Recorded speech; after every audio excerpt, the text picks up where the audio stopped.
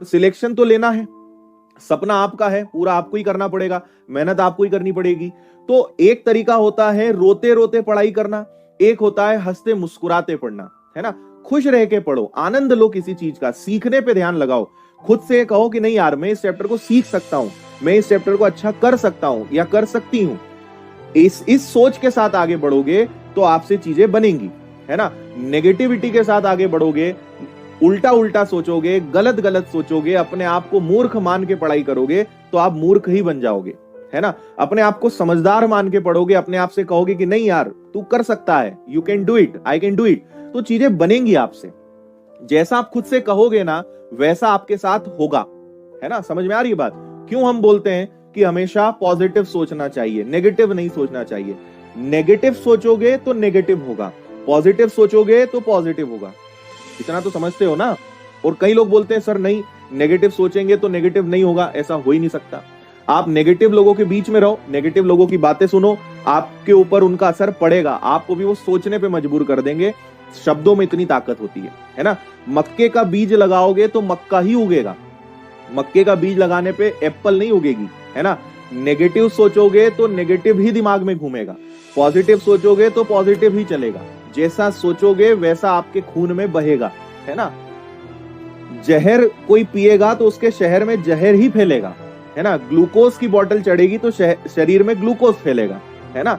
तो ये मत सोचो कि हम जो सोचते हैं, जो कहते हैं, जो सुनते हैं उसका असर नहीं पड़ता, पड़ता है, आपकी रगों में बहने लगता है वो। इसलिए अच्छा सोचो, खुश रह के, मतलब अपने आप को ना टेंशन फ्री करो, रिलैक्स करो, है ना। जो बहुत सारे रेल के डब्बे जैसे 100-200 डब्बे का बोझ लेके जो तुम बढ़ रहे हो, रिलैक्स रहो, है ना।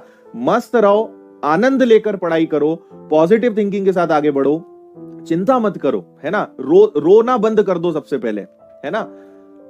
खुश रह के पढ़ोगे, मुस्कुरा के पढ़ोगे, आनंद लेके पढ़ोगे, तभी सिलेक्शन होगा। रोते रोते मजबूरी में, है ना, गांव में बोलते हैं झीकते हुए पढ़ना कोई मतलब नहीं है, कुछ नहीं होना है ना।